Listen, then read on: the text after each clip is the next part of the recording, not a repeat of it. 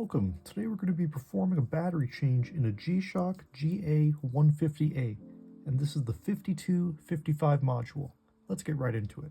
For starters, we're going to need a small Phillips head screwdriver, ideally metal tweezers, but if you don't have metal tweezers, you can just use a metal paper clip, and of course our replacement battery, which is a CR1220.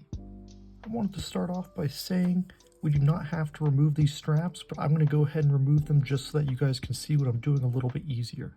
So for starters, we're going to flip our watch over and remove our 4 case back screws and set them aside for later.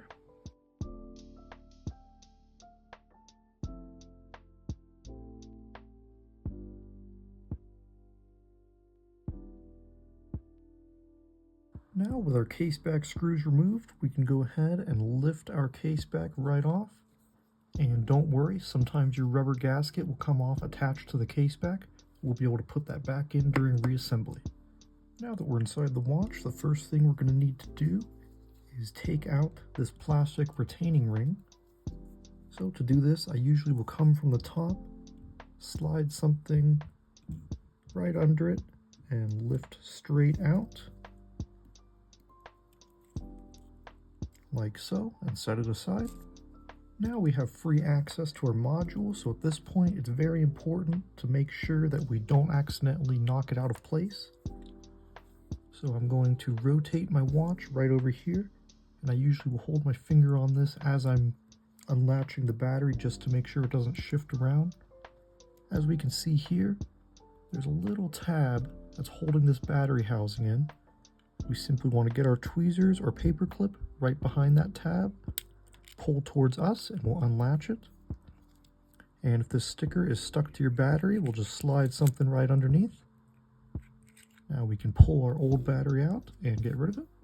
Now we can come on in with our new battery, and I always suggest holding it by the sides if you don't have finger covers on so you don't accidentally short it. We'll simply slide it right in place and press our latch down, and we'll feel it click right in place. This latch can sometimes be a little tricky. You may have to grab your tweezers and push down on it, but you'll feel it and be able to see when it's latched in place. Next, I would advise reinstalling that plastic retaining clip that we removed. So as we can see here, there's a little notch, and right on the module, there's a little metal tab sticking up. We simply want to line that up, and it will slide right in place. Now we don't have to worry about our module getting knocked out of place. Now we're ready to perform our AC reset, and this is where having those metal tweezers will come in handy. But if you're using a paper clip, you can simply bend a paper clip to have 2 points. You just want to make sure there's 2 metal points of contact. So we'll look here on our module and we'll see AC with an arrow pointing into this hole. And you may be able to see there's a little gold tab on the bottom there. We simply are going to want to contact one end of our metal to that gold tab and the other end to the metal on our watch and hold it there for about 2 seconds. And just to make sure that we perform the reset correctly, I like to hold my finger over this spring here just to make sure it doesn't fall out, because that spring is important for the sound of our watch. I'll flip the watch over and we should see it say H set and start flashing sub. So now our AC reset has been properly performed. At this point, we're ready to reassemble our watch. So I'm going to go ahead and flip it up right here. And in case your gasket fell out during the process, it's simply a circle and we just have to line it up in this groove. We'll drop it right in place and do some fine tuning. Just make sure that it's perfectly seated in that groove. And now it's ready to go. Now we're ready to reinstall our case back. So the simplest way to remember this is that the spring here, and you can see a little Casio logo, indicates the upper portion of our watch. We want to make sure that our Casio and G Shock logos are properly oriented. We're going to drop it right in place. And this watch doesn't have a groove that this case back sits in, so you're just going to have to look down and make sure that the hole for all 4 of your case back screws is properly aligned. I usually would just hold a finger on the case back to make sure it doesn't slide around, drop my case back screws in, get them started.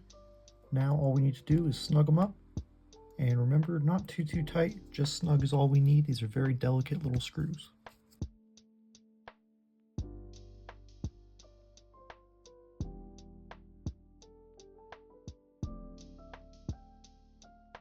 Now at this point, you guys are ready for the final step. I'm going to go ahead and reinstall those straps and meet you right there. Our final step is going to be recalibrating our hands. So we're going to want to press and hold our forward button. And we're going to see it display that H set and start flashing sub again. Now we can use forward, and we want to make sure that this little sub dial is pointing directly to the right. And unfortunately, you can only go forward. Now, once we've got that properly aligned, we're going to press mode, and this will display 000 flashing. This one we can do reverse or forward. We want our hands to be pointing at 12 o'clock. And once that's all good, we're simply going to press adjust. And now our hands are properly calibrated, so when we set the time, they'll display the right time. And now our battery change is complete. As we can see, all of our modes cycle through. Our backlight works, and if we press the adjust,